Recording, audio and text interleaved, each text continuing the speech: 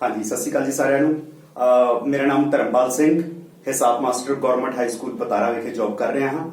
ਵਿਦਿਆਰਥੀਓ, ਅੱਜ ਅਸੀਂ ਆਪਣੀ ਜਿਹੜੀ ਲੈਕਚਰਸ ਦੀ ਲੜੀ ਦੇ ਵਿੱਚ ਕਲਾਸ 9ਵੀਂ ਦਾ 7ਵਾਂ ਅਧਿਆਏ ਤ੍ਰਿਭੁਜਾਂ ਜਾਂ ਟ੍ਰਾਇੰਗਲਾਂ ਨੂੰ ਜਿਹੜਾ ਡਿਸਕਸ ਕਰਾਂਗੇ। ਵਿਦਿਆਰਥੀਓ, ਸਭ ਤੋਂ ਪਹਿਲਾਂ ਅੱਜ ਦੇ ਲੈਕਚਰ ਦੇ ਵਿੱਚ ਅਸੀਂ ਜੋ ਟ੍ਰਾਇੰਗਲਸ ਤੇ ਤ੍ਰਿਭੁਜਾਂ ਵਾਲਾ ਚੈਪਟਰ ਹੈ ਜਾਂ ਤ੍ਰਿਭੁਜਾਂ ਵਾਲਾ ਚੈਪਟਰ ਹੈ, ਇਸ ਚੈਪਟਰ ਦੇ ਵਿੱਚ ਅਸੀਂ ਬੇਸਿਕਲੀ त्रिभुजां ਦੇ ਬਾਰੇ ਜਾਣਕਾਰੀ ਲਵਾਂਗੇ ਕਿ त्रिभुजां ਅਸਲ ਦੇ ਵਿੱਚ ਹੁੰਦੀਆਂ ਕੀ ਨੇ। ਠੀਕ ਹੈ ਜੀ। ਉਸ ਤੋਂ ਬਾਅਦ त्रिभुजां ਦੇ ਬਾਰੇ ਉਹਨਾਂ ਦੀਆਂ ਕੁਝ ਖਾਸ ਗੱਲਾਂ, ਉਹਨਾਂ ਦੀਆਂ ਕੁਝ ਖਾਸ ਪ੍ਰੋਪਰਟੀ, ਉਹਨਾਂ ਦੇ ਗੁਣਾਂ ਦੇ ਬਾਰੇ ਜਾਣਕਾਰੀ ਹਾਸਲ ਕਰਾਂਗੇ।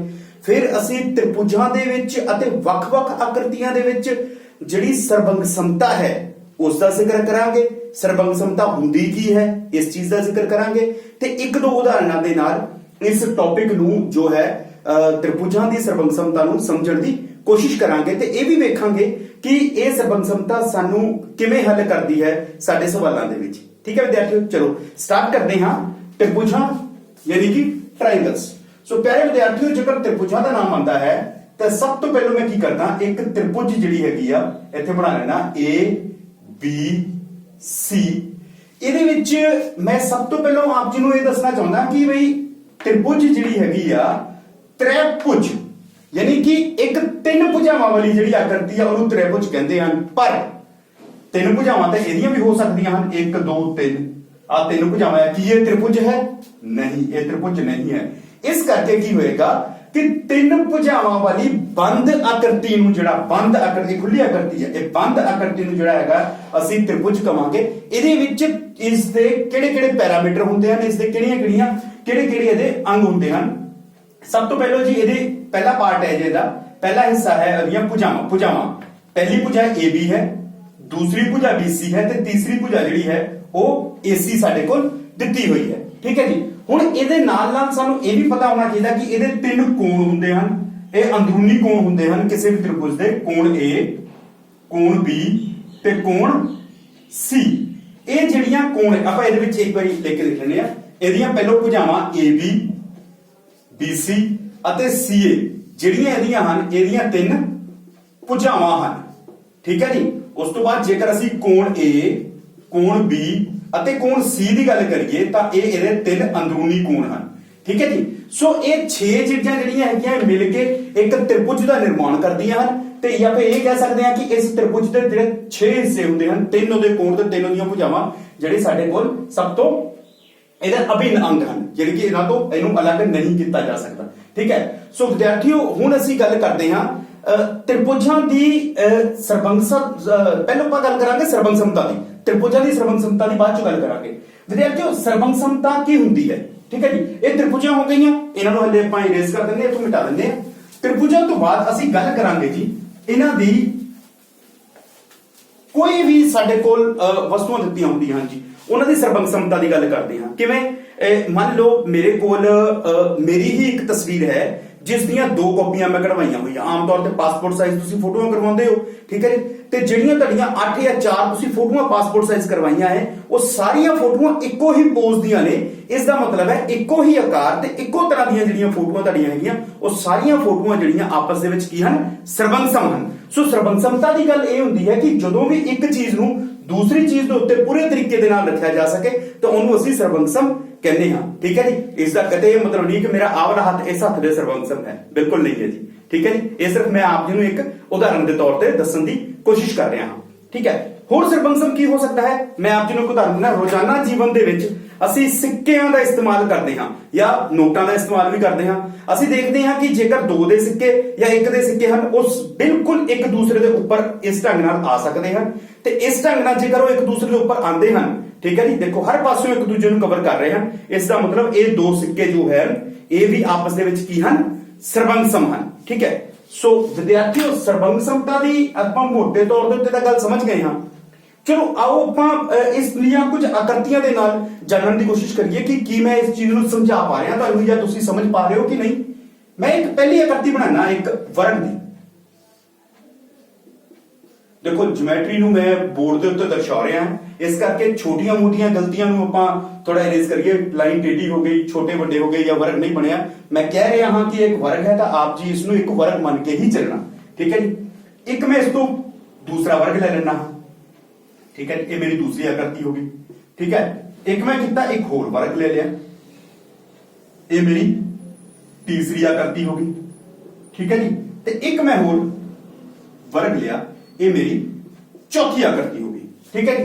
हुण ये चार वखरियां वखरियां आकृतियां ਜਿਹੜੀਆਂ मैं इत्थे वर्ग ਦੀਆਂ ਬਣਾਈਆਂ ਹਨ, ਇਹਨਾਂ ਬਾਰੇ ਆਪਾਂ ਗੱਲ ਕਰੀਏ ਕਿ ਕੀ ਇਹ ਆਪਸ ਦੇ ਵਿੱਚ ਸਰਬੰਗਸਮ ਹੋ ਸਕਦੀਆਂ ਹਨ ਕਿ ਨਹੀਂ ਹੋ ਸਕਦੀਆਂ। ਪਹਿਲੀ ਗੱਲ, ਜੇਕਰ ਮੈਂ ਇਸ ਵਰਗ ਨੂੰ ਚੱਕ ਕੇ ਕਿਸੇ ਢੰਗ ਨਾਲ, ਵੈਸੇ ਤਾਂ ਵਰਗ ਨਹੀਂ ਚੱਕਿਆ ਜਾ ਸਕਦਾ, ਲੇਕਿਨ ਆਪਾਂ ਇੱਕ ਥਿਓਰੈਟੀਕਲ ਕਨਸੈਪਟ ਲੈ ਕੇ ਚੱਲਦੇ ਹਾਂ ਕਿ ਕਾਲਪਨਿਕ ਕਨਸੈਪਟ ਲੈ ਕੇ ਚੱਲਦੇ ਹਾਂ ਕਿ ਜੇਕਰ ਮੈਂ ਇਸ ਵਰਗ ਨੂੰ ਚੱਕ ਕੇ ਇਹਦੇ ਉੱਤੇ ਰੱਖ ਲਵਾਂ ਤਾਂ ਕੀ ਇਹ ਜਿਹੜਾ ਹੈਗਾ ਇਹਦਾ ਉਲਟ ਹਿੱਸਾ ਕਰੀਏ ਤਾਂ ਕੀ ਇਹ ਇੱਕ ਦੂਜੇ ਨੂੰ ਕੱਲਾ ਇਹ ਤਾਂ ਇਹਨੂੰ ਪੂਰਾ ਕਵਰ ਕਰ ਦੇਗਾ, ਲੇਕਿਨ ਕੀ ਇਹ ਵੀ ਇਹਨੂੰ ਕਵਰ ਕਰ ਪਾਏਗਾ ਤਾਂ ਨਹੀਂ। ਦੇਖੋ ਇਹਨੂੰ ਆਪਾਂ ਚੱਕਾਂਗੇ, ਇਹਦੇ ਉੱਤੇ ਰੱਖਾਂਗੇ ਤਾਂ ਇਹ ਲਗਭਗ ਕੁਝ ਇਸ ਢੰਗ ਦਾ ਹੋਏਗਾ ਤੇ ਆਹ ਹਿੱਸਾ ਜਿਹੜਾ ਹੈਗਾ ਉੱਪਰਲਾ ਬਚ ਜਾਏਗਾ। ਇਹਦਾ ਮਤਲਬ ਇਹ ਸਰਬੰਗਸਮ ਨਹੀਂ ਹੈ। ਇਹਦਾ ਮਤਲਬ ਫਿਰ ਇਹਨੂੰ ਇਹਦੇ ਨਾਲ ਕਰਕੇ ਦੇਖੋ, ਜਦੋਂ ਤੁਸੀਂ ਇਸ ਹਿੱਸੇ ਨੂੰ ਇਹਦੇ ਉੱਤੇ ਰੱਖੋਗੇ ਤਾਂ ਇਹ ਵੀ ਲਗਭਗ ਇੰਨਾ ਹਿੱਸਾ ਜਿਹੜਾ ਹੈਗਾ ਇਹਦਾ ਕਵਰ ਕਰ ਪਾਏਗਾ। ਇਹਦਾ ਮਤਲਬ ਆਹ ਹਿੱਸਾ ਬਚ ਗਿਆ ਤੇ ਇਹ ਵੀ ਇਹਦਾ ਸਰਬੰਗਸਮ ਨਹੀਂ ਹੈ। ਇਸੇ ਹੀ ਢੰਗ ਨਾਲ ਵਿਦਿਆਰਥੀਓ ਅਸੀਂ ਇਹ ਛੋਟੇ ਜਿਹੇ ਵਰਗ ਨੂੰ ਇਹਦੇ ਉੱਤੇ ਕਰਨ ਦੀ ਕੋਸ਼ਿਸ਼ ਕਰਦੇ ਹਾਂ ਤੇ ਅਸੀਂ ਦੇਖ ਰਹੇ ਹਾਂ ਕਿ ਇਹ ਵੀ ਇਹਨੂੰ ਪੂਰੀ ਤਰ੍ਹਾਂ ਨਹੀਂ ਢੱਕ ਰਿਹਾ ਹੈ। तो इस करके ये भी की है, ये भी जो है आपस दे विच इन्हां चारां दे विचों कोई भी दो वर्ग, तीन वर्ग या चारों वर्ग आपस दे विच सर्वंगसम बिल्कुल नहीं है। सर्वंगसमता दे नियम की कहता है कि जेकर दो आकृतियां आपस दे विच सर्वंगसम हन तो एक दूजे नूं पूर्णता रूप विच ढकणगीਆਂ, चाहे ਉਹਨੂੰ ਇੱਕ ਪਾਸੋਂ ਦੇਖਿਆ ਜਾਵੇ ਚਾਹੇ ਦੂਸਰੇ ਪਾਸੋਂ। ਜੇ ਪਹਿਲੀ ਆकृति ਦੂਜੀ ਆकृति, ਜਿਵੇਂ ਹੁਣ ਤੁਸੀਂ ਕਹੋਗੇ ਕਿ ਸਰ ਇਸ ਆकृति ਨੂੰ ਇਹਦੇ ਉੱਤੇ ਰੱਖੋ ਤਾਂ ਇਹਦਾ ਇਹਨੂੰ ਪੂਰਾ ਢੱਕ ਦੇਗੀ, ਕੀ ਇਹ ਸਰਬੰਗਸਮ ਹਨ? ਨਹੀਂ। ਕਿਉਂ? ਕਿਉਂਕਿ ਇਹ ਆकृति ਤਾਂ ਇਹਨੂੰ ਪੂਰੀ ਤਰ੍ਹਾਂ ਢੱਕ ਦੇਗੀ, ਲੇਕਿਨ ਜੇਕਰ ਇਸ ਆकृति ਨੂੰ ਇਹਦੇ ਉੱਤੇ ਰੱਖਾਂਗੇ ਤਾਂ ਇਹ ਇਹਨੂੰ ਪੂਰੀ ਤਰ੍ਹਾਂ ਨਹੀਂ ਢਕੇਗੀ, ਠੀਕ ਹੈ ਜੀ। ਸੋ ਇਸ ਦਾ ਮਤਲਬ ਇਹ ਹੋਇਆ ਕਿ ਇਹ ਆਪਸ ਦੇ ਵਿੱਚ ਸਰਬੰਗਸਮ ਨਹੀਂ ਹਨ, ਠੀਕ ਹੈ। ਚਲੋ ਹੁਣ ਅਸੀਂ ਗੱਲ ਕਰਦੇ ਹਾਂ ਤ੍ਰਿਭੁਜਾਂ ਦੇ ਵਿੱਚ ਸਰਬੰਗਸਮਤਾ ਦੀ ਗੱਲ ਕਰਦੇ ਹਾਂ ਕਿ ਕੀ ਤ੍ਰਿਭੁਜਾਂ ਦੇ ਵਿੱਚ ਅਸੀਂ ਸਰਬੰਗਸਮਤਾ ਜਿਹੜੀ ਹੈਗੀ ਉਹ ਪਤਾ ਕਰ ਸਕਦੇ ਹਾਂ ਕਿ ਨਹੀਂ। ਜੇ ਪਤਾ ਕਰ ਸਕਦੇ ਹਾਂ ਤਾਂ ਕਿਵੇਂ ਪਤਾ ਕਰ ਸਕਦੇ ਹਾਂ, ਠੀਕ ਹੈ। ਇਹਦੇ ਵਾਸਤੇ ਕੀ ਕਰਾਂਗਾ ਮੈਂ ਆਪ ਜੀ ਨੂੰ ਕਹਿਣਾ ਕਿ ਇੱਕ ਤੁਸੀਂ ਪੇਪਰ ਪੈਨ ਲਓ ਜਾਂ ਸੀਜ਼ਰ ਵਗੈਰਾ ਲੈ ਲਓ ਕੋਈ, ਤੇ ਤੁਸੀਂ ਕੀ ਕਰੋ, ਤਿੰਨ ਤ੍ਰਿਭੁਜਾਂ ਜਿਹੜੀਆਂ ਹੈਗੀਆਂ ਆ ਕੱਟਣ ਦੀ ਕੋਸ਼ਿਸ਼ ਕਰੋ, ਠੀਕ ਹੈ ਜੀ। ਤਿੰਨ ਤ੍ਰਿਭੁਜਾਂ ਕੱਟੀਆਂ ਤੁਸੀਂ, ਮੈਂ ਆਪ ਜੀ ਨਾਲ ਹੁਣੇ ਡਿਸਕਸ ਕਰਦਾ ਜਿਹੜਾ ਇਸ ਚੀਜ਼ ਨੂੰ ਇੱਕ ਥੋੜੀ ਮੈਂ ਵੱਖਰੇ ਢੰਗ ਨਾਲ, ਠੀਕ ਹੈ ਜੀ। ਮੈਂ ਕੀ ਕੀਤਾ, ਮੈਂ ਪੇਪਰ ਲਿਆ, ਮੈਂ ਪਹਿਲੀ ਤ੍ਰਿਭੁਜ ਜਿਹੜੀ ਹੈਗੀ ਆ ਉਹ ਇਸ ਢੰਗ ਨਾਲ ਕੱਟੀ। ਤੁਸੀਂ ਯਾਦ ਰੱਖੋ ਜੀ, ਇਹ ਪਹਿਲੀ ਤ੍ਰਿਭੁਜ ਮੈਂ ਕੱਟੀ, ਇਹਦੇ ਵਿੱਚ ਮੇਰੀ ਜਿਹੜੀ ਪਹਿਲੀ ਭੁਜਾ ਸੀ ਇਹਨੂੰ ਮੈਂ ਇਸ ਢੰਗ ਨਾਲ ਲਿਖਿਆ, ਉਹ 5 ਸੈਂਟੀਮੀਟਰ 4 ਸੈਂਟੀਮੀਟਰ ਤੇ 4.5 ਸੈਂਟੀਮੀਟਰ। ਮੈਂ ਇੱਥੇ ਲਿਖ ਦਿੰਦਾ ਜੀ, ਇਹ 5 ਸੈਂਟੀਮੀਟਰ, ਇਹ 4 ਸੈਂਟੀਮੀਟਰ, ਇਹ 4.5 ਸੈਂਟੀਮੀਟਰ, A B ਤੇ C, ਇਹ ਮੈਂ ਇਹਦਾ ਨਾਮ ਰੱਖ ਦਿੱਤਾ, ਠੀਕ ਹੈ ਜੀ। ਮੈਂ ਇੱਕ ਹੋਰ ਤ੍ਰਿਭੁਜ ਕੱਟੀ, ਉਹਦੇ ਵਿੱਚ ਵੀ ਦੇਖੋ ਜੀ ਮੈਂ ਕੀ ਕੀਤਾ, ਇਹਨੂੰ ਲਿਆ ਜੀ ਮੈਂ 5 ਸੈਂਟੀਮੀਟਰ, ਇਹਨੂੰ ਲਿਆ ਜੀ ਮੈਂ 4 ਸੈਂਟੀਮੀਟਰ, ਇਹਨੂੰ ਲਿਆ ਜੀ ਮੈਂ 4.5 ਸੈਂਟੀਮੀਟਰ, ਇਹ ਨਾਮ ਦਿੱਤਾ ਜੀ ਮੈਂ PQR, ਠੀਕ ਹੈ ਜੀ। ਇੱਕ ਤ੍ਰਿਭੁਜ ਵਿਦਿਆਰਥੀਓ ਮੈਂ ਹੋਰ ਕੱਟੀ ਆ ਦੇਖੋ, ਇੱਕ ਤ੍ਰਿਭੁਜ ਮੈਂ ਹੋਰ ਕੱਟਦਾ ਆ, ਇਹਦੇ ਵਿੱਚ ਮੈਂ 3 4 ਤੇ 5 ਸੈਂਟੀਮੀਟਰ, ਇਹ ਮੈਂ ਜਿਹੜੀ ਇਹਦੀਆਂ ਇਕਾਈਆਂ ਲੈ ਲਈਆਂ, ਠੀਕ ਹੈ ਜੀ। ਇਹ ਤਿੰਨ ਤ੍ਰਿਭੁਜਾਂ ਸੀ, ਇਹਨਾਂ ਦੀ ਕਟਿੰਗ ਕਰ ਲਈ। ਇਹਨਾਂ ਦੀ ਕਟਿੰਗ ਕਰਨ ਤੋਂ ਬਾਅਦ ਮੈਂ ਕੀ ਕੀਤਾ, ਇਹਨਾਂ ਨੂੰ ਆਪਣੇ ਹੱਥ 'ਚ ਪਕੜ ਲਿਆ, ਠੀਕ ਹੈ ਜੀ। ਹੁਣ ਮੈਂ ਕੀ ਕਰਾਂਗਾ, ਸਭ ਤੋਂ ਪਹਿਲਾਂ ਮੈਂ ਛੋਟੀ ਤ੍ਰਿਭੁਜ ਨੂੰ ਇਹਨੂੰ ਚੱਕਣ ਦੀ ਕੋਸ਼ਿਸ਼ ਕਰਾਂਗਾ, ਇਹਨੂੰ ਇਹਦੇ ਉੱਤੇ ਰੱਖਾਂਗਾ ਮੈਂ। ਦੇਖੋ ਵਿਦਿਆਰਥੀਓ, ਆਪਾਂ ਦੇਖ ਰਹੇ ਹਾਂ ਕਿ ਆਹ ਇਹਦੇ ਵਿੱਚ ਪੂਰੇ ਤਰੀਕੇ ਦੇ ਨਾਲ ਨਹੀਂ ਆ ਰਹੀ। ਕਿਉਂ? ਦੇਖੋ ਆਹ ਹੈਗੀ ਹੈ ਛੋਟੀ ਤ੍ਰਿਭੁਜ, ਆਹ ਵੱਡੀ ਤ੍ਰਿਭੁਜ, ਠੀਕ ਹੈ ਜੀ। ਇਹਦਾ ਮਤਲਬ ਆਹ ਇਹਦੇ ਸਰਬੰਗਸਮ ਨਹੀਂ ਹੈ, ਠੀਕ ਹੈ ਜੀ। ਹੁਣ ਮੈਂ ਦੂਸਰੀ ਤ੍ਰਿਭੁਜ ਚੱਕ ਕੇ ਦੇਖਦਾ ਹਾਂ, ਉਹਨੂੰ ਛੋਟੀ ਤ੍ਰਿਭੁਜ ਦੇ ਨਾਲ ਕਰਕੇ ਦੇਖਾਂਗਾ। ਆਹ ਵੇਖੋ ਇਹ ਤ੍ਰਿਭੁਜ, ਇਹਦੇ ਉੱਤੇ ਵੀ ਆਪਾਂ ਦੇਖ ਰਹੇ ਹਾਂ ਇਹ ਪੂਰੇ ਤਰੀਕੇ ਦੇ ਨਾਲ ਇਹਦੇ ਉੱਤੇ ਇਹਨੂੰ ਕਵਰ ਨਹੀਂ ਕਰ ਪਾਏਗੀ। ਇਹਦਾ ਮਤਲਬ ਕੀ ਆ, ਇਹ ਵੀ ਸਰਬੰਗਸਮ ਨਹੀਂ ਹੈ। ਹੁਣ ਇਹ ਛੋਟੀ ਤ੍ਰਿਭੁਜ ਤਾਂ ਦੋਨਾਂ ਦੇ ਨਾਲ ਸਰਬੰਗਸਮ ਨਹੀਂ ਹੈ, ਇਹਨੂੰ ਮੈਂ ਸਾਈਡ ਤੇ ਰੱਖ ਦਿੰਦਾ। ਹੁਣ ਮੈਂ ਲਵਾਂਗਾ ਆਹ ਵਾਲੀਆਂ ਦੋ ਤ੍ਰਿਭੁਜਾਂ, ਇਹਨਾਂ ਦੋ ਤ੍ਰਿਭੁਜਾਂ ਨੂੰ ਮੈਂ ਧਿਆਨ ਰੱਖਾਂਗਾ 4 ਨੂੰ 4 ਦੇ ਬਰਾਬਰ ਤੇ 4.5 ਨੂੰ 4.5 ਦੇ ਬਰਾਬਰ ਜੇ ਮੈਂ ਰੱਖਾਂ ਤੇ ਆਹ ਦੇਖੋ ਦੋਵੇਂ ਤ੍ਰਿਭੁਜਾਂ ਹੂਬਹੂ ਇੱਕ ਦੂਸਰੇ ਦੇ ਉੱਪਰ ਆ ਗਈਆਂ, ਚਾਹੇ ਇਸ ਪਾਸੋਂ ਦੇਖ ਲਓ ਚਾਹੇ ਇਸ ਪਾਸੋਂ ਦੇਖ ਲਓ, ਠੀਕ ਹੈ ਜੀ। ਇਹ ਦੋਵੇਂ ਪਾਸੋਂ ਇੱਕ ਦੂਜੇ ਨੂੰ ਪੂਰੇ ਤਰੀਕੇ ਦੇ ਨਾਲ ਕਵਰ ਕਰ ਰਹੀ ਹੈ। ਪਹਿਲੀ ਨੂੰ ਉੱਪਰ ਰੱਖ ਲਓ ਜਾਂ ਫਿਰ ਦੂਸਰੀ ਨੂੰ ਉੱਪਰ ਰੱਖ ਲਓ, ਠੀਕ ਹੈ ਜੀ। ਆ ਵੇਖੋ ਵਿਦਿਆਰਥੀਓ, ਬਿਲਕੁਲ ਇੱਕ ਦੂਸਰੇ ਦੇ ਉੱਪਰ ਜਿਹੜੀ ਹੈਗੀ ਆ ਉਹ ਆ ਰਹੀ ਹੈ। ਇਹਦਾ ਮਤਲਬ ਇਹ ਹੋਇਆ ਕਿ ਦੋ ਤ੍ਰਿਭੁਜਾਂ ਜਿਹੜੀਆਂ ਹੈਗੀਆਂ ਆ ਜਿਨ੍ਹਾਂ ਦੀਆਂ ਕਿ ਤਿੰਨੋਂ ਭੁਜਾਵਾਂ ਆਪਸ ਵਿੱਚ ਬਰਾਬਰ ਸਨ ਤਾਂ ਉਹ ਕੀ ਹੋ ਗਈਆਂ, ਸਰਬੰਗਸਮ ਹੋ ਗਈਆਂ। ਵੈਸੇ ਇੱਥੇ ਮੈਂ ਭੁਜਾਵਾਂ ਦੀ ਗੱਲ ਤਾਂ ਚਲੋ ਮੈਂ ਨਹੀਂ ਕਰਦਾ, ਮੈਂ ਨਾਰਮਲ ਗੱਲ ਕਰਦਾ। ਜਿਹੜੀਆਂ ਦੋ ਤ੍ਰਿਭੁਜਾਂ ਨੇ ਇੱਕ ਦੂਜੇ ਨੂੰ ਪੂਰੇ ਤਰੀਕੇ ਦੇ ਨਾਲ ਕਵਰ ਕਰ ਲਿਆ ਸੀਗਾ, ਉਹ ਦੋ ਤ੍ਰਿਭੁਜਾਂ ਆਪਸ ਦੇ ਵਿੱਚ ਕੀ ਹੋ ਗਈਆਂ ਸੀ, ਸਰਬੰਕਸਮ, ਬਲਕਿ ਤੀਸਰੀ ਤ੍ਰਿਭੁਜ ਇਹਨਾਂ ਦੇ ਸਰਬੰਕਸਮ ਨਹੀਂ ਸੀ। ਠੀਕ ਹੈ, ਸੋ ਪਿਆਰੇ ਵਿਦਿਆਰਥੀਓ, ਇਸ ਤੋਂ ਬਾਅਦ ਅਸੀਂ ਗੱਲ ਕਰਦੇ ਹਾਂ ਕਿ ਇਹਨਾਂ ਨੂੰ ਲਿਖਣ ਦਾ ਢੰਗ ਕੀ ਹੋ ਸਕਦਾ ਹੈ। ਠੀਕ ਹੈ ਜੀ, ਲਿਖਣ ਦਾ ਢੰਗ ਇਹ ਬੜੀ ਇੰਪੋਰਟੈਂਟ ਚੀਜ਼ ਹੈ ਤੇ ਬੜੀ ਅੱਛੀ ਚੀਜ਼ ਹੈ ਵਿਦਿਆਰਥੀਓ। ਜੇਕਰ ਮੈਂ ਦੋ ਤ੍ਰਿਭੁਜਾਂ ਨੂੰ ABC, ਸਰਬੰਕਸਮਤਾ ਦਾ ਨਿਸ਼ਾਨ ਆ ਹੁੰਦਾ ਹੈ ਜੀ, ਇਹਨੂੰ ਬੜਾ ਧਿਆਨ ਨਾਲ ਦੇਖਿਓ, ਇਹ ਸਰਬੰਕਸਮਤਾ ਦਾ ਨਿਸ਼ਾਨ ਹੈ। ਜੇਕਰ ਤ੍ਰਿਭੁਜ ABC ਸਰਬੰਕਸਮ ਹੈ त्रिभुज PQR ਦੇ, देखो आ त्रिभुज इस त्रिभुज ਦੇ ਸਰਬੰਕਸਮ ਹੈ, ਇਹ ਮੈਨੂੰ ਕਿਹਾ ਗਿਆ ਹੈ, ਤਾਂ ਮੈਂ ਇਹਦਾ ਕੀ ਨਿਚੋੜ ਕੱਢ ਰਿਹਾ। ਠੀਕ ਹੈ ਜੀ, ਮੈਂ ਇਸ ਚੀਜ਼ ਤੋਂ ਕੀ ਨਿਚੋੜ ਕੱਢ ਰਿਹਾ, ਨਿਚੋੜ ਇਹ ਕੱਢਾਂਗਾ ਕਿ ਸਰਬੰਕਸਮਤਾ ਇਹ ਕਹਿੰਦੀ ਹੈ ਕਿ ਜੇਕਰ ਦੋ ਤ੍ਰਿਭੁਜਾਂ ਆਪਸ ਦੇ ਵਿੱਚ ਸਰਬੰਕਸਮ ਹਨ ਤਾਂ ਉਹਨਾਂ ਦੇ ਜਿਹੜੇ ਸੰਗਤ ਪਾਰਟ ਨੇ, ਸੰਗਤ ਭੁਜਾਵਾਂ ਨੇ, ਉਹ ਆਪਸ 'ਚ ਬਰਾਬਰ ਹੋਣਗੀਆਂ, ਉਹਨਾਂ ਦੇ ਸੰਗਤ ਕੋਣ ਵੀ ਆਪਸ ਦੇ ਵਿੱਚ ਬਰਾਬਰ ਹੋਣਗੇ। ਕਿਵੇਂ? ਜਿਵੇਂ ਦੇਖੋ, ਸਭ ਤੋਂ ਪਹਿਲਾਂ AB ਦਾ ਜ਼ਿਕਰ ਕੀਤਾ ਇੱਥੇ ਜੀ। AB ਇਹਦਾ ਮਤਲਬ ਇਹ ਹੋਇਆ ਕਿ AB ਭੁਜਾ ਬਰਾਬਰ ਹੋਏਗੀ PQ ਭੁਜਾ ਦੇ। ਦੇਖੋ, ਪਹਿਲੀ AB ਫਿਰ PQ, ਇਹਦਾ ਮਤਲਬ AB ਭੁਜਾ PQ ਦੇ ਬਰਾਬਰ ਹੋਏਗੀ। ਦੂਸਰੇ ਨੰਬਰ ਦੇ ਵਿੱਚ ਕੀ ਹੈ ਜੀ, BC ਤੇ QR, ਇਹਦਾ ਮਤਲਬ BC ਭੁਜਾ ਜਿਹੜੀ ਹੈਗੀ ਆ ਉਹ QR ਦੇ ਬਰਾਬਰ ਹੋਏਗੀ। ਤੀਸਰੇ ਨੰਬਰ ਦੇ ਵਿੱਚ CA, ਤੀਜੀ ਦੇ ਪਹਿਲੀ, ਇਹ ਬਰਾਬਰ ਹੋਏਗੀ RP ਦੇ ਬਰਾਬਰ ਹੋਏਗੀ। ਇਹ ਤਿੰਨ ਭੁਜਾਵਾਂ ਜਿਹੜੀਆਂ ਹੈਗੀਆਂ ਆ ਆਪਸ ਦੇ ਵਿੱਚ ਕੀ ਹੋਣਗੀਆਂ, ਬਰਾਬਰ ਹੋਣਗੀਆਂ। ਠੀਕ ਹੈ, ਇਸ ਤੋਂ ਬਾਅਦ ਵਿਦਿਆਰਥੀਓ ਅਸੀਂ ਦੇਖਦੇ ਹਾਂ ਕਿ ਇਹਨਾਂ ਦੇ ਹੋਰ ਕੀ ਕੀ ਪਤਾ ਲੱਗਦਾ ਸਾਨੂੰ। ਉਸ ਤੋਂ ਬਾਅਦ ਕੋਣਾਂ ਦੀ ਗੱਲ ਕਰਦੇ ਹਾਂ। ਪਹਿਲਾ ਕੋਣ ਕੀ ਆ, A, ਇਹਦਾ ਮਤਲਬ ਕੋਣ A ਜਿਹੜਾ ਹੈਗਾ ਆ ਉਹ ਬਰਾਬਰ ਹੋਏਗਾ ਕੋਣ P ਦੇ। ਪਹਿਲਾ ਕੋਣ ਪਹਿਲੇ ਦੇ ਬਰਾਬਰ ਹੋਏਗਾ। ਕੋਣ B ਕਿਹਦੇ ਬਰਾਬਰ ਹੋਏਗਾ ਵਿਦਿਆਰਥੀਓ, ਕੋਣ Q ਦੇ। ਠੀਕ ਹੈ ਜੀ, ਤੇ ਤੀਸਰਾ ਹੈ ਕੋਣ C ਬਰਾਬਰ ਹੈ ਕੋਣ R ਦੇ। ਇਹ ਤਿੰਨ ਜਿਹੜੇ ਹੈਗੇ ਕੋਣ ਜਿਹੜੇ ਹੈਗੇ ਇਹ ਆਪਸ ਦੇ ਵਿੱਚ ਬਰਾਬਰ ਹਨ। ਇਸੇ ਤਰੀਕੇ ਦੇ ਨਾਲ ਇੱਧਰ ਦੀਆਂ ਆਪਸ ਦੀਆਂ ਵਿੱਚ ਇਹਨਾਂ ਦੀਆਂ ਭੁਜਾਵਾਂ ਵੀ ਜਿਹੜੀਆਂ ਸੰਗਤ ਭੁਜਾਵਾਂ ਜਿਹੜੀਆਂ ਆਪਸ ਦੇ ਵਿੱਚ ਬਰਾਬਰ ਹੋਣਗੀਆਂ। ਕੁਝ ਵਿਦਿਆਰਥੀ ਕੀ ਕਰਦੇ ਨੇ, ਜਾਂ ਵਿਦਿਆਰਥੀ ਜਾਂ ਕੁਝ ਜਦੋਂ ਆਪਾਂ ਨਵੇਂ ਕੋਈ ਚੀਜ਼ ਸਿੱਖਦੇ ਆ, ਅਸੀਂ ਇਹ ਕਹਿ ਸਕਦੇ ਆ ਕਿ ਆ ਮੈਂ ਚੀਜ਼ ਕਹਿ ਦਿੱਤੀ ਕਿ ਆ ਦੋ ਚੀਜ਼ਾਂ ਨੇ ਜੀ। ਠੀਕ ਹੈ ਜੀ, ਇਹਨਾਂ ਤ੍ਰਿਭੁਜਾਂ ਨੂੰ ਮੈਂ ਇੱਥੇ ਬਣਾ ਵੀ ਲੈਣਾ ਇੱਕ ਵਾਰੀ, ਪਹਿਲਾਂ ਇੱਥੇ ਬਣਾ ਲੈਂਦੇ ਆ ਅਸੀਂ ਤ੍ਰਿਭੁਜਾਂ ਨੂੰ। ਠੀਕ ਹੈ ਜੀ, ਮੰਨ ਲਓ ਆ ਦੋ ਤ੍ਰਿਭੁਜਾਂ ਜੀ, ਧਿਆਨ ਨਾਲ ਦੇਖਣਾ ਵਿਦਿਆਰਥੀਓ, ਇਹ ਹੈਗਾ ਜੀ A B C P Q ਤੇ R। ਇਹ ਦੋ ਤ੍ਰਿਭੁਜਾਂ ਅਸੀਂ ਬਣਾ ਲਈਆਂ ਜੀ। ਇਹਨਾਂ ਦੋ ਤ੍ਰਿਭੁਜਾਂ ਦੇ ਵਿੱਚ ਆ ਹੈਗਾ ਜੀ ਮੰਨ ਲਓ 2 ਸੈਂਟੀਮੀਟਰ, ਆ 3 ਸੈਂਟੀਮੀਟਰ, ਆ 4 ਸੈਂਟੀਮੀਟਰ, ਆ 2 ਸੈਂਟੀਮੀਟਰ, ਆ 3 ਸੈਂਟੀਮੀਟਰ, ਆ 4 ਸੈਂਟੀਮੀਟਰ। ਠੀਕ ਹੈ ਜੀ, ਹੁਣ ਮੈਂ ਇਹ ਕਹਿ ਰਿਹਾ ਤ੍ਰਿਭੁਜ ABC ਬਰਾਬਰ PQR ਦੇ। AB ਬਰਾਬਰ PQ, AB ਕਿੰਨਾ ਜੀ 2 ਸੈਂਟੀਮੀਟਰ, PQ ਕਿੰਨਾ ਜੀ 2 ਸੈਂਟੀਮੀਟਰ। BC ਬਰਾਬਰ QR, BC ਕਿੰਨਾ ਜੀ 4 ਸੈਂਟੀਮੀਟਰ, QR ਕਿੰਨਾ ਜੀ 4 ਸੈਂਟੀਮੀਟਰ। CA ਬਰਾਬਰ RP, CA ਬਰਾਬਰ 3 ਸੈਂਟੀਮੀਟਰ, RP ਬਰਾਬਰ 3 ਸੈਂਟੀਮੀਟਰ ਜਿਹੜਾ ਹੈਗਾ ਇਹ ਚੀਜ਼ ਹੋਏਗੀ। ਹੁਣ ਕਈ ਵਿਦਿਆਰਥੀ ਕੀ ਕਰ ਸਕਦੇ, ਹੋ ਸਕਦਾ ਕੋਈ ਜਲਦਬਾਜ਼ੀ ਦੇ ਵਿੱਚ ਇਹ ਲਿਖ ਦੇਵੇ ਕਿ ਦੋ ਤ੍ਰਿਭੁਜ ਆਪਸ ਵਿੱਚ ਸੰਬੰਧ, ਉਹ ਕਹਿ ਦੇਵੇ ਕਿ ABC ਤ੍ਰਿਭੁਜ ਸਰਬੰਕਸਮ ਹੈ QRP ਦੇ। ਕੀ ਇਸ ਚੀਜ਼ ਨੂੰ ਇਹ ਲਿਖਿਆ ਜਾ ਸਕਦਾ ਹੈ?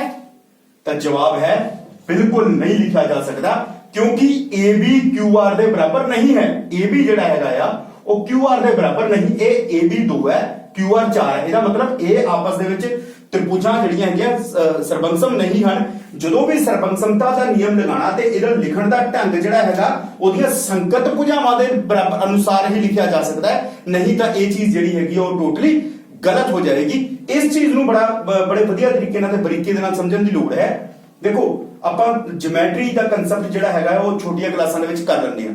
ਤ੍ਰਿਭੁਜਾਂ ਦਾ ਨਾਮ ਲਿਖਣਾ ਵੀ ਸਿੱਖ ਲੈਂਦੇ ਆ, ABC ਜਾਂ PQR ਕਿਵੇਂ ਲਿਖ ਸਕਦੇ ਹੈਗੇ ਆ। ਆਪਾਂ ਨੂੰ ਕੋਣ ਵੀ ਪਤਾ ਲੱਗ ਜਾਂਦੇ ਆ ਕਿ ਆਹ ਵਾਲਾ ਕੋਣ A ਆ B ਆ ਤੇ ਆ C ਆ। ਠੀਕ ਹੈ, ਹਰ ਚੀਜ਼ ਦੇ ਬਾਰੇ ਪਤਾ ਲੱਗ ਜਾਂਦਾ। ਲੇਕਿਨ ਜਦੋਂ ਕੋਈ ਨਵੀਂ ਚੀਜ਼ ਸਾਹਮਣੇ ਆਉਂਦੀ ਹੈ ਜਾਂ ਇੰਟਰੋਡਿਊਸ ਹੁੰਦੀ ਹੈ, ਉਹਦੇ ਵਿੱਚ ਕਿਤੇ ਨਾ ਕਿਤੇ ਕਨਸੈਪਟ ਜਿਹੜੇ ਹੈਗੇ ਨੇ, ਜਿਹੜੀ ਉਹਦੀ ਬੁਨਿਆਦ ਹੈ ਉਹ ਬਿਲਕੁਲ ਦਰੁਸਤ ਤੇ ਸਹੀ ਹੋਣੀ ਚਾਹੀਦੀ ਹੈ। ਜੇਕਰ ਅਸੀਂ ਆਹ ਵਾਲੀ ਚੀਜ਼ ਨੂੰ ਇੱਥੇ ਨਹੀਂ ਸਮਝਾਂਗੇ ਤਾਂ ਅੱਗੇ ਜਾ ਕੇ 9th ਕਲਾਸ ਦੇ ਵਿੱਚ 10th ਕਲਾਸ ਦੇ ਵਿੱਚ ਜਾ ਕੇ ਬਹੁਤ ਸਾਰੀਆਂ ਪ੍ਰੋਬਲਮ ਜਿਹੜੀਆਂ ਹੈਗੀਆਂ ਸਾਨੂੰ ਹੋਣਗੀਆਂ। ਇਹ ਵਾਲੀ ਚੀਜ਼ ਜਿਹੜੀ ਹੈਗੀ ਆਪਾਂ ਅੱਗੇ ਵੀ ਦੇਖਾਂਗੇ, ਕੁਐਸਚਨ ਜਦੋਂ ਕਰਾਂਗੇ ਤਾਂ ਉਸ ਟਾਈਮ ਵੀ ਦੇਖਾਂਗੇ ਕਿ ਆਹ ਚੀਜ਼ ਜਿਹੜੀ ਹੈਗੀ ਸਾਡੇ ਵਾਸਤੇ ਕਿੰਨੀ ਇੰਪੋਰਟੈਂਟ ਹੈ, ਕਿ ਆਹ ਅਸਲ ਢੰਗ ਆ ਲਿਖਣ ਦਾ, ਨਾ ਕਿ ਆ। ਠੀਕ ਹੈ ਜੀ, ਇਹਦਾ ਮਤਲਬ ਇਹ ਨਹੀਂ ਹੈ ਕਿ ਆ ਨਹੀਂ ਲਿਖਿਆ ਜਾ ਸਕਦਾ। ਹਾਂ, ਜੇਕਰ AB QR ਦੇ ਬਰਾਬਰ ਹੁੰਦੀ ਤਾਂ ਫਿਰ ਇਹੀ ਲਿਖਿਆ ਜਾਣਾ ਸੀ, ਲੇਕਿਨ ਇਸ ਤ੍ਰਿਭੁਜ ਦੇ ਅਨੁਸਾਰ ਇਹ ਨਹੀਂ ਲਿਖਿਆ ਜਾ ਸਕਦਾ। ਠੀਕ ਹੈ, ਸੋ ਪਿਆਰੇ ਵਿਦਿਆਰਥੀਓ, ਹੁਣ ਤੱਕ ਅਸੀਂ ਕੀ ਕੀਤੀ ਹੈ, ਸਭ ਤੋਂ ਪਹਿਲਾਂ ਅਸੀਂ ਤ੍ਰਿਭੁਜਾਂ ਦੇ ਬਾਰੇ ਜਾਣਕਾਰੀ ਹਾਸਲ ਕੀਤੀ। ਠੀਕ ਹੈ ਜੀ, दूसरे बाद उस तो बाद ਅਸੀਂ ਇਹਦਾ ਵਰਗਾਂ ਦੇ ਅਨੁਸਾਰ ਕਰਕੇ ਦੇਖਿਆ ਕਿ ਸਰਬੰਗ ਸਮਤਾ ਕੀ ਹੁੰਦੀ ਹੈ, ਕਿ ਕੋਈ ਚੀਜ਼ ਇੱਕ ਦੂਸਰੇ ਦੇ ਉੱਪਰ ਪ੍ਰੋਪਰਲੀ ਆ ਰਹੀ ਹੈ, ਸਹੀ ਤਰੀਕੇ ਦੇ ਨਾਲ ਆ ਰਹੀ ਹੈ ਕਿ ਨਹੀਂ ਆ ਰਹੀ ਹੈ। ਫਿਰ ਅਸੀਂ ਆਮ ਜ਼ਿੰਦਗੀ ਵਿੱਚ ਸਿੱਕਿਆਂ ਦੀ ਤੇ ਰੁਪਈਆਂ ਦੀ ਜਿਹੜੀ ਉਦਾਹਰਣ ਲਈ ਕਿ ਸਿੱਕੇ ਇੱਕ ਦੂਜੇ ਦੇ ਸਰਬੰਗਸਮ ਹੋ ਸਕਦੇ ਨੇ ਕਿਉਂਕਿ ਇੱਕ ਦੂਜੇ ਨੂੰ ਅੱਗੇ ਪਿੱਛੋਂ ਪੂਰੀ ਤਰ੍ਹਾਂ ਕਵਰ ਕਰਦੇ ਹਨ। ਫਿਰ ਅਸੀਂ ਤ੍ਰਿਭੁਜਾਂ ਦੀ ਸਰਬੰਗਸਮਤਾ ਦੀ ਜਦੋਂ ਗੱਲ ਕੀਤੀ ਤਾਂ ਅਸੀਂ ਇੱਕ ਕਿਰਿਆ ਦੇ ਰਾਹੀਂ ਇਹ ਜਾਣਿਆ ਕਿ ਦੋ ਤ੍ਰਿਭੁਜਾਂ ਜੇਕਰ ਇੱਕ ਦੂਜੇ ਨੂੰ ਪੂਰੇ ਤਰੀਕੇ ਦੇ ਨਾਲ ਅੱਗੇ ਪਿੱਛੋਂ ਕਵਰ ਕਰਦੀਆਂ ਹੋਣ ਤਾਂ ਉਹ ਜਿਹੜੀਆਂ ਹੈਗੀਆਂ ਸਰਬੰਗਸਮ ਹੁੰਦੀਆਂ ਹਨ, ਅਦਰਵਾਈਜ਼ ਹੋਰ ਤ੍ਰਿਭੁਜਾਂ ਸਰਬੰਗਸਮ ਨਹੀਂ ਹੋ ਸਕਦੀਆਂ। ਠੀਕ ਹੈ ਜੀ। ਸੋ ਆਓ ਵਿਦਿਆਰਥੀਓ ਹੁਣ ਇਸ ਚੀਜ਼ ਨੂੰ ਜਿਹੜੀ ਵੀ ਆਪਾਂ ਗੱਲਬਾਤ ਕੀਤੀ ਆ ਇਸ ਗੱਲ ਨੂੰ ਥੋੜਾ ਜਿਹਾ ਹੁਣ ਮੈਥਮੈਟੀਕਲ ਤਰੀਕੇ ਦੇ ਨਾਲ ਸਮਝੀਏ ਤੇ ਇਸ ਨੂੰ ਅੱਗੇ ਕਰਦੇ ਹਾਂ। ਚਲੋ ਹੁਣ ਅਸੀਂ ਵਿਦਿਆਰਥੀਓ ਕਰਾਂਗੇ ਸਰਬੰਗਸਮਤਾ ਦੇ ਹੀ ਨਿਯਮ ਕਰਾਂਗੇ ਅਸੀਂ, ਸਰਬੰਗਸਮਤਾ ਕੀ ਹੁੰਦੀ ਹੈ, ਲੇਕਿਨ ਇਸ ਚੀਜ਼ ਨੂੰ ਜਿਹੜਾ ਹੈਗਾ ਆ ਹੁਣ ਹਿਸਾਬ ਤੇ ਤਰੀਕੇ ਦੇ ਨਾਲ ਕਰਨ ਦੀ ਕੋਸ਼ਿਸ਼ ਅਸੀਂ ਕਰਾਂਗੇ। ਠੀਕ ਹੈ ਜੀ। ਹੁਣ ਅਸੀਂ ਕਰ ਰਹੇ ਹਾਂ ਜੀ ਤ੍ਰਿਭੁਜਾਂ ਦੀ ਸਰਬੰਗ ਸਮਤਾ ਲਈ ਮਾਪਦੰਡ। ਠੀਕ ਹੈ ਜੀ। ਜਿਹੜੇ ਤ੍ਰਿਭੁਜ ਸਰਬੰਗ ਸਮਤਾ ਦੇ ਜਿਹੜੇ ਮਾਪਦੰਡ ਨੇ ਉਹਦੀ ਅਸੀਂ ਗੱਲ ਕਰਦੇ ਹਾਂ ਕਿ ਇਹ ਕੀ ਚੀਜ਼ ਹੁੰਦੀ ਆ। ਠੀਕ ਹੈ। ਦੇਖੋ ਅਸੀਂ ਵਿਦਿਆਰਥੀਓ ਇਹ ਸਮਝਣ ਦੀ ਕੋਸ਼ਿਸ਼ ਕਰੀਏ ਕਿ ਆਪਾਂ ਹਲੇ ਤੱਕ ਸਿਰਫ ਐਕਟੀਵਿਟੀ ਰਾਹੀਂ ਇਹ ਜਾਣਿਆ ਕਿ ਜਿਹੜੀਆਂ ਤ੍ਰਿਭੁਜਾਂ ਦੋ ਇੱਕ ਦੂਜੇ ਦੇ ਉੱਪਰ ਹੁੰਦੀਆਂ ਹਨ ਉਹ ਸਰਬੰਗਸਮ ਹਨ। ਇਸ ਦਾ ਕਦੇ ਮਤਲਬ ਨਹੀਂ ਹੈ ਕਿ ਸਾਨੂੰ ਐਗਜ਼ਾਮ ਦੇ ਵਿੱਚ ਜਾਂ ਸਾਨੂੰ ਕਿਸੇ ਵੀ ਬੰਦੇ ਨੇ ਪੁੱਛਿਆ ਕਿ ਹਾਂਜੀ ਦੱਸੋ ਜੀ ਇਹ ਦੋ ਤ੍ਰਿਭੁਜਾਂ ਬਰਾਬਰ ਹਨ ਕਿ ਨਹੀਂ ਹਨ ਤੇ ਮੈਂ ਸੀਜ਼ਰ ਚੱਕਾਂਗਾ, ਕੈਂਚੀ ਚੱਕਾਂਗਾ, ਉਹਨਾਂ ਨੂੰ ਕੱਟ ਕੇ ਇੱਕ ਦੂਜੇ ਦੇ ਉੱਪਰ ਰੱਖ ਕੇ ਦੇਖਾਂਗਾ, ਮੈਂ ਕਹਾਂਗਾ ਹਾਂਜੀ ਬਰਾਬਰ ਹਨ ਜਾਂ ਨਹੀਂ ਹਨ। ਇਹ ਤਾਂ ਗਲਤ ਤਰੀਕਾ ਹੈ ਨਾ ਜੀ। ਇਹਦਾ ਮਤਲਬ ਕੋਈ ਨਾ ਕੋਈ ਇਹਦਾ ਕੋਈ ਨਾ ਕੋਈ ਮਾਪਦੰਡ ਜ਼ਰੂਰ ਹੋਏਗਾ ਜਿਹਦੇ ਨਾਲ ਉਹਨੂੰ ਬਿਨਾਂ ਕੱਟੇ ਵੀ ਦੱਸਿਆ ਜਾ ਸਕਦਾ ਹੋਵੇ। ਠੀਕ ਹੈ ਜੀ। ਕੱਟ ਕੇ ਰੱਖਣਾ ਤਾਂ ਅਸੀਂ ਕਿਸੇ ਚੀਜ਼ ਨੂੰ ਜਦੋਂ ਬੁਨਿਆਦ ਕਿਸੇ ਚੀਜ਼ ਦੀ ਬੁਨਿਆਦ ਸਮਝਣੀ ਹੋਵੇ ਉਦੋਂ ਸਾਨੂੰ ਲੋੜ ਪੈਂਦੀ ਹੈ, ਅਦਰਵਾਈਜ਼ ਉਹਦਾ ਕੋਈ ਨਾ ਕੋਈ ਮੈਥਮੈਟੀਕਲ ਐਸਪੈਕਟ ਵੀ ਹੋਏਗਾ, ਉਹਦਾ ਕੋਈ ਨਾ ਕੋਈ ਮੈਥਮੈਟੀਕਲ ਯਾਨੀ ਕਿ ਹਿਸਾਬ ਦੇ ਵਿੱਚ ਵੀ ਉਹਦਾ ਕੋਈ ਨਾ ਕੋਈ ਮਾਪਦੰਡ ਦਿੱਤਾ ਹੋਏਗਾ ਜਿਹਦੇ ਅਨੁਸਾਰ ਅਸੀਂ ਇਹ ਦੱਸ ਸਕੀਏ ਕਿ ਕੀ ਉਹ ਜਿਹੜੇ ਸਰਬੰਗਸਮ ਹਨ ਤ੍ਰਿਭੁਜਾਂ ਕਿ ਨਹੀਂ ਹਨ। ਆਓ ਅਸੀਂ ਇਹਨਾਂ ਮਾਪਦੰਡ ਨੂੰ ਮਾਪਣ ਦੀ ਕੋਸ਼ਿਸ਼ ਕਰੀਏ ਕਿ ਕੀ ਹੋ ਸਕਦਾ ਹੈ। ਠੀਕ ਹੈ ਵਿਦਿਆਰਥੀਓ, ਸਭ ਤੋਂ ਪਹਿਲਾਂ ਅਸੀਂ ਕੀ ਕਰਦੇ ਹਾਂ, ਇੱਕ ਤ੍ਰਿਭੁਜ ਚੱਕਦੇ ਹਾਂ। ਪਹਿਲੇ ਪਾਰਟ ਦੇ ਵਿੱਚ ਇੱਕ ਤ੍ਰਿਭੁਜ ਚੱਕੀ ਜੀ ਮੈਂ ਵੱਖਰੇ ਢੰਗ ਦੀ। ਪਹਿਲੀ ਭੁਜਾ ਉਹਦੀ ਹੈਗੀ ਆ 1.8, ਦੂਜੀ ਹੈਗੀ ਆ 3 ਸੈਂਟੀਮੀਟਰ, ਇਹ ਸੈਂਟੀਮੀਟਰ ਹੀ ਨੇ ਜੀ ਸਾਰੇ, ਇਹ ਹੈਗੀ ਜੀ 2.4 ਸੈਂਟੀਮੀਟਰ। ਦੂਜੀ ਭੁਜਾ ਮੈਂ ਚੱਕਦਾ ਹਾਂ ਕੁਝ ਇਸ ਢੰਗ ਦੀ, ਇਹਦੇ ਵਿੱਚ ਮੈਂ ਲੈਣਾ ਜੀ 3 ਸੈਂਟੀਮੀਟਰ। ਇਹਨਾਂ ਦੋਨਾਂ ਨੂੰ ਕਹਿ ਦਿੰਦਾ ਜੀ ਇਹ ਬਰਾਬਰ ਹਨ, A B C D E F। ਹੁਣ ਮੈਂ ਆਪ ਜੀ ਨੂੰ ਇੱਕ ਗੱਲ ਜਿਹੜੀ ਕਿ ਪਹਿਲਾਂ ਸਮਝਾਈ ਵੀ ਹੈ ਕਿ ਕੀ ਅਸੀਂ ਕਹਿ ਸਕਦੇ ਹਾਂ ਕਿ ਇਹ ਦੋਵੇਂ ਜਿਹੜੀਆਂ ਹੈਗੀਆਂ ਆਪਸ ਦੇ ਵਿੱਚ ਸਰਬੰਗਸਮ ਹਨ। ਅਸੀਂ ਵੈਸੇ ਵੀ ਆਪਾਂ ਕਾਲਪਨਿਕ ਤੌਰ ਤੇ ਦੇਖੀਏ ਕਿ ਆ ਇਹਦੇ ਨਾਲ ਢੁਕਵੀਂ ਨਹੀਂ ਉੱਠਦੀ ਹੈ। ਠੀਕ ਹੈ ਜੀ। ਅਸੀਂ ਨਹੀਂ ਕਹਿ ਸਕਦੇ ਕਿ ਇਹ ਸਰਬੰਗਸਮ ਹਨ। ਠੀਕ ਹੈ। ਇਹ ਚੀਜ਼ ਬਰਾਬਰ ਹੈ ਕਿਉਂ? ਕਿਉਂਕਿ ਜੇ ਆ 3 ਹੈ ਆ 3 ਹੈ, ਅਸੀਂ ਦੇਖ ਰਹੇ ਹਾਂ ਬਾਕੀ ਭੁਜਾਵਾਂ ਦੀ ਜਿਹੜੀ ਉਹ ਮੇਲ ਨਹੀਂ ਖਾ ਰਹੇ। ਠੀਕ ਹੈ। ਇਹ ਬਰਾਬਰ ਹੋਣੇ ਚਾਹੀਦੇ ਨੇ, ਇਹ 'ਚ ਬਰਾਬਰ ਨਹੀਂ ਹਨ। ਇਹਦਾ ਮਤਲਬ ਇਹ ਚੀਜ਼ ਜਿਹੜੀ ਹੈਗੀ ਹੈ ਸਰਬੰਗਸਮ ਨਹੀਂ ਹੋ ਸਕਦੀ। ਠੀਕ ਹੈ ਜੀ। ਇਹਦਾ ਮਤਲਬ ਇਹ ਹੋਇਆ ਕਿ ਜੇਕਰ ਸਾਨੂੰ ਦੋ ਤ੍ਰਿਭੁਜਾਂ ਦੀ ਇੱਕ ਭੁਜਾ ਬਰਾਬਰ ਦਿੱਤੀ ਗਈ ਹੋਵੇ, ਇੱਕ ਭੁਜਾ ਬਰਾਬਰ ਦਿੱਤੀ ਹੈ ਉਹਨੇ, ਉਹਦੇ ਨਾਲ ਅਸੀਂ ਉਸ ਦੀ ਸਰਬੰਗਸਮਤਾ ਨੂੰ ਜਿਹੜਾ ਹੈਗਾ ਉਹ ਨਹੀਂ ਪਛਾਣ ਸਕਦੇ। ਠੀਕ ਹੈ ਜੀ। ਚਲੋ ਆਓ ਹੁਣ ਅਸੀਂ ਦੂਸਰਾ ਕੇਸ ਕਰਕੇ ਦੇਖਦੇ ਹਾਂ। ਇਸ ਕੇਸ ਦੇ ਵਿੱਚ ਮੈਂ ਕੀ ਕਰਦਾ, ਆਹ ਕੋਣ ਲੈ ਲੈਣਾ 50 ਡਿਗਰੀ ਦਾ ਤੇ ਆਹ ਜਿਹੜੀ ਆ 3 ਸੈਂਟੀਮੀਟਰ ਦੀ ਭੁਜਾ ਲੈ ਕੇ ਰੱਖ ਚੱਲਦਾ। ਇਹਦੇ ਬਾਰੇ ਮੈਂ ਕੁਝ ਨਹੀਂ ਕਹਿਣਾ, ਇਹ ਹੋ ਗਿਆ ਜੀ A B C। ਦੂਸਰੇ ਦੇ ਵਿੱਚ ਮੈਂ ਕੀ ਕਰਦਾ ਜੀ, ਇਹਨੂੰ ਇੰਨਾ ਰੱਖਿਆ, ਇਹ 50 ਸੈਂਟੀਮੀਟਰ ਹੀ 50 ਡਿਗਰੀ ਹੀ ਹੈ, ਕੋਣ 50 ਡਿਗਰੀ ਹੀ ਹੈ, ਇਹ 3 ਸੈਂਟੀਮੀਟਰ ਦੀ ਲੰਬਾਈ ਹੀ ਹੈ, ਇਹਨੂੰ ਇੱਧਰ ਨੂੰ ਕਰ ਦਿੰਦਾ। ਠੀਕ ਹੈ। ਇਹ ਆ ਗਿਆ D E ਤੇ F। ਹੁਣ ਦੂਸਰੀ ਆਕ੍ਰਿਤੀ ਦੇ ਵਿੱਚ ਦੇਖੋ ਤੁਸੀਂ, BC 3 ਸੈਂਟੀਮੀਟਰ ਹੈ, EF 3 ਸੈਂਟੀਮੀਟਰ ਹੈ, ਯਾਨੀ ਕਿ ਇੱਕ ਭੁਜਾ ਬਰਾਬਰ ਹੋ ਗਈ। ਉਹਨੇ ਕਿਹਾ ਕੋਣ B ਬਰਾਬਰ ਕੋਣ E ਹੈ, ਇਹ ਵੀ ਚੀਜ਼ ਠੀਕ ਹੈ ਜੀ, ਇੱਕ ਕੋਣ ਬਰਾਬਰ ਹੋ ਗਿਆ। ਤੇ ਕਹਿੰਦਾ ਕਿ ਜਦੋਂ ਕਰ ਸਾਨੂੰ ਦੋ ਚੀਜ਼ਾਂ ਦਿੱਤੀਆਂ ਗਈਆਂ, ਇੱਕ ਕੋਣ ਬਰਾਬਰ ਦੇ ਦਿੱਤਾ ਗਿਆ ਤੇ ਇੱਕ ਮੈਨੂੰ ਉਹਦੀ ਭੁਜਾ ਬਰਾਬਰ ਦੇ ਦਿੱਤੀ ਗਈ, ਕਿ ਕੀ ਮੈਂ ਹੁਣ ਸਰਬੰਗਸਮਤਾ ਬਾਰੇ ਕਹਿ ਸਕਦਾ ਕੁਝ ਕਿ ਨਹੀਂ ਕਹਿ ਸਕਦਾ?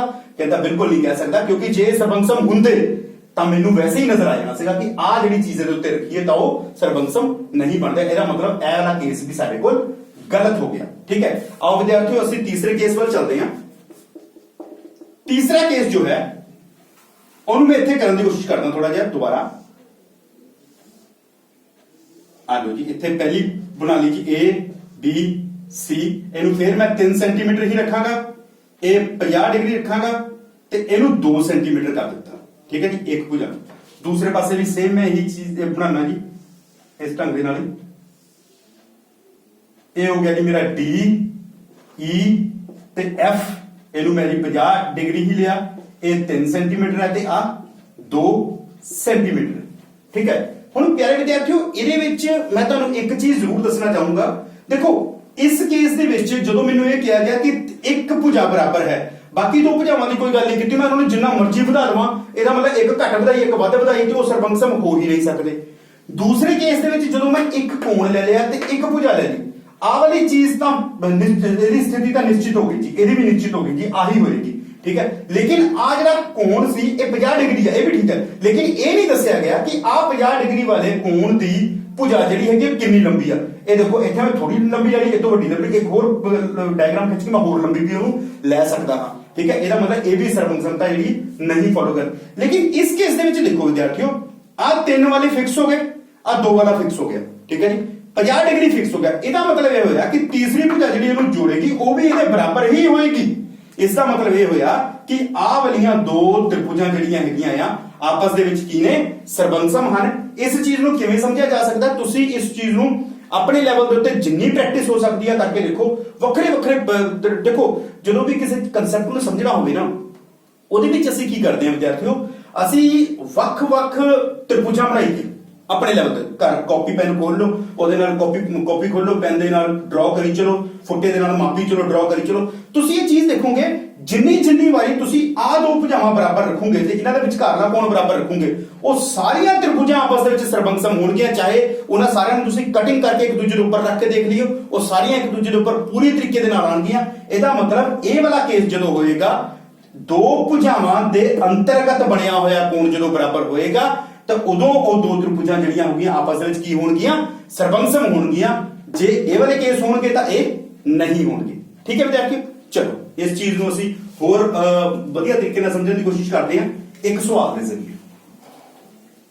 ਇੱਕ ਅਸੀਂ ਸਵਾਲ ਲੈਂਦੇ ਹਾਂ ਇਹਦੇ ਵਿੱਚ ਸਮ ਦੇ ਨਾਲ ਨਾਲ ਅਸੀਂ ਇਸ ਚੀਜ਼ ਨੂੰ ਵੀ ਸਮਝਣ ਦੀ ਕੋਸ਼ਿਸ਼ ਕਰਾਂਗੇ ਕਿ ਭਾਈ ਇਹ ਵਾਲੀ ਚੀਜ਼ ਜਿਹੜੀ ਹੈਗੀ ਸਾਡੇ ਲਈ ਗਣਿਤ ਦੇ ਵਿੱਚ ਜਾਂ ਕਿਸ ਢੰਗ ਦੇ ਨਾਲ ਇਹ ਸਾਡੇ ਲਈ ਬੈਨੀਫਿਟ ਹੋ ਸਕਦੀ ਹੈ। ਚਲੋ ਵਿਦਿਆਰਥੀਓ ਅਸੀਂ ਸਵਾਲ ਲਿਖਦੇ ਹਾਂ, ਇਹਦੀ ਇੱਕ ਉਦਾਹਰਨ ਵਜੋਂ ਲਿਖਦੇ ਹਾਂ ਪ੍ਰਸ਼ਨ ਲਿਖੋ ਤੁਸੀਂ। ਚਿੱਤਰ ਮੈਂ ਹਲੇ ਬਣਾਉਣਾ ਆ। ਚਿੱਤਰ ਵਿੱਚ OA ਬਰਾਬਰ OB ਅਤੇ OD ਬਰਾਬਰ OC ਹੈ।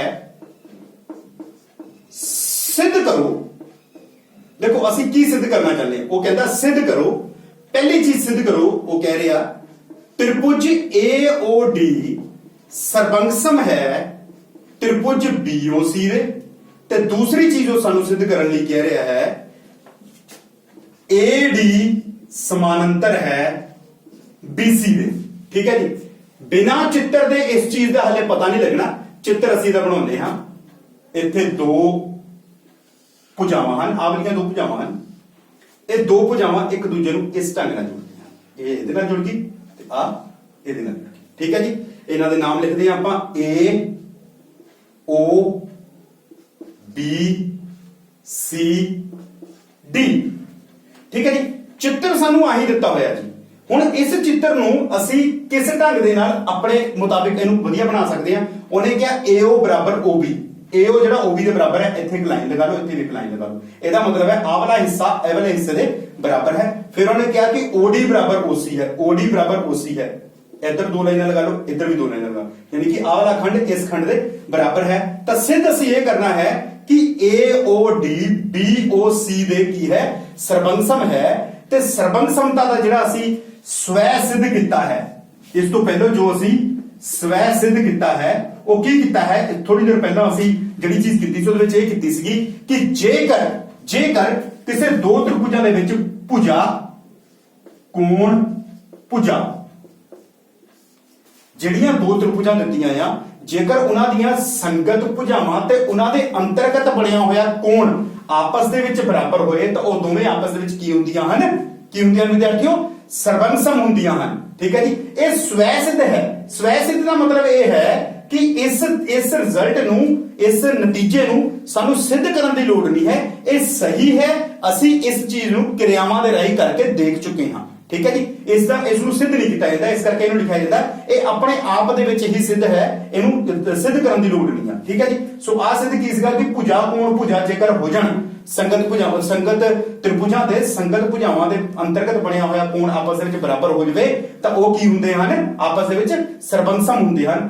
ਤੇ ਜੇ ਸਰਬੰਸਮ ਹੈਗੇ ਨੇ ਤਾਂ ਫਿਰ ਉਸ ਤੋਂ ਬਾਅਦ ਆਪਾਂ ਉਹਦੀ ਗੱਲ ਕਰਦੇ ਹਾਂ ਉਸ ਤੋਂ ਅੱਗੇ। ਹੁਣ ਇਸ ਸਵਾਲ ਦੇ ਵਿੱਚ ਉਹਨੇ ਕਿਹਾ ਆ ਕਿ AOD ਤੇ BOC ਇਹ ਦੋ ਤ੍ਰਿਭੁਜਾਂ ਨੇ, ਇਹਨਾਂ ਦੋਨਾਂ ਤ੍ਰਿਭੁਜਾਂ ਨੂੰ ਮੈਂ ਕੀ ਕਰਨਾ ਚਾਹੁੰਦਾ ਹਾਂ, ਮੈਂ ਇਹਨਾਂ ਨੂੰ ਸਰਬੰਸਮ ਕਰਨਾ ਚਾਹੁੰਦਾ ਹਾਂ। ਸਰਬੰਸਮ ਕਰਨ ਵਾਸਤੇ ਜੇਕਰ ਮੈਂ ਇਹ ਤ੍ਰਿਭੁਜ ਨੰਬਰ 1 ਤੇ ਤ੍ਰਿਭੁਜ ਨੰਬਰ 2 ਨੂੰ ਕਿਸੇ ਤਰੀਕੇ ਦੇ ਨਾਲ ਇਹਨਾਂ ਦੋਨਾਂ ਛੋਟੀਆਂ ਤ੍ਰਿਭੁਜਾਂ ਨੂੰ ਜੇ ਮੈਂ ਸਰਬੰਸਮ ਬਣਾਉਣ ਵਿੱਚ ਮਤਲਬ ਠੀਕ ਕਾਬਿਲ ਹੋ ਗਿਆ ਕਿ ਹਾਂ ਵੀ ਇਹਨਾਂ ਨੂੰ ਮੈਂ ਆਪਸ ਵਿੱਚ ਸਰਬੰਸਮ ਕਰ ਦਿੱਤਾ ਤੇ ਮੇਰਾ ਪਹਿਲਾ ਸਵਾਲ ਤੇ ਦੂਜਾ ਸਵਾਲ ਬੜੇ ਆਰਾਮ ਦੇ ਨਾਲ ਹੱਲ ਹੋ ਸਕਦਾ ਹੈ।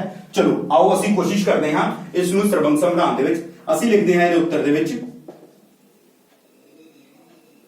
OA ਬਰਾਬਰ OB, OD ਬਰਾਬਰ OC। ਇਹਨਾਂ ਦੋਨਾਂ ਕੇਸਿਸ ਦੇ ਵਿੱਚ ਇਹ ਕੀ ਹੈ ਸਾਨੂੰ ਦਿੱਤਾ ਹੈ। ਠੀਕ ਹੈ ਜੀ, ਆ ਤਾਂ ਦਿੱਤਾ ਹੋਇਆ ਉਹਨੇ ਮੈਨੂੰ OA ਬਰਾਬਰ OB ਤੇ OD ਬਰਾਬਰ OC, ਇਹ ਮੈਨੂੰ ਉਹਨੇ ਆ ਦੇਖੋ ਇੱਥੇ ਤੇ ਇੱਥੇ ਆ ਚੀਜ਼ ਤਾਂ ਇਹਨਾਂ ਦੋਨਾਂ ਤ੍ਰਿਭੁਜਾਂ ਦੇ ਵਿੱਚ ਉਹਨੇ ਮੈਨੂੰ ਬਰਾਬਰ ਦੇ ਦਿੱਤੀ। ਲੇਕਿਨ ਮੈਨੂੰ ਸਵੈਸਤ ਕੀ ਕਹਿੰਦਾ ਹੈ, ਸਵੈਸਤ ਕਹਿੰਦਾ ਹੈ ਕਿ ਦੋ ਭੁਜਾਵਾਂ ਤਾਂ ਠੀਕ ਹੈ ਲੇਕਿਨ ਉਹਨਾਂ ਦੇ ਅੰਤਰਗਤ ਬਣਿਆ ਹੋਇਆ ਕੋਣ ਵੀ ਆਪਸ ਵਿੱਚ ਬਰਾਬਰ ਹੁੰਦਾ ਹੈ। ਜੇਕਰ ਮੈਂ ਇਹਨਾਂ ਦੋ ਭੁਜਾਵਾਂ ਦੀ ਗੱਲ ਕਰ ਰਿਹਾ ਵਿਦਿਆਰਥੀਓ ਤੇ ਇਹਨਾਂ ਦੋ ਭੁਜਾਵਾਂ ਦੀ ਗੱਲ ਕਰ ਰਿਹਾ ਤੇ ਇਹਨਾਂ ਦੇ ਅੰਤਰਗਤ ਜਿਹੜਾ ਬਣਿਆ ਕੋਣ ਹੈ ਉਹ ਇਹ ਵਾਲਾ ਹੋਏਗਾ। ਠੀਕ ਹੈ ਜੀ, ਤੇ ਅਸੀਂ ਜਾਣਦੇ ਹਾਂ ਦੋ ਕਾਟਵੀਆਂ ਰੇਖਾਵਾਂ ਤੇ ਸਿਖਰ ਸਨਮੁਖ ਕੋਣ ਹਮੇਸ਼ਾ ਆਪਸ ਦੇ ਵਿੱਚ ਬਰਾਬਰ ਹੁੰਦੇ ਹਨ। ਸਵਾਲ ਨੂੰ ਸੌਖਾ ਕਰਨ ਦੇ ਲਈ ਮੈਂ ਇਸ ਨੂੰ ਕੋਣ 1 ਦਾ ਨਾਮ ਦੇ ਦਿੰਦਾ ਹਾਂ, ਇਸ ਨੂੰ ਕੋਣ 2 ਦਾ ਨਾਮ ਦੇ ਦਿੰਦਾ ਹਾਂ। ਇੱਥੇ ਲਿਖ ਰਿਹਾ ਮੈਂ ਕੋਣ 1 ਬਰਾਬਰ ਕੋਣ 2 ਦੇ। ਠੀਕ ਹੈ ਜੀ, ਕਿਉਂ ਨੇ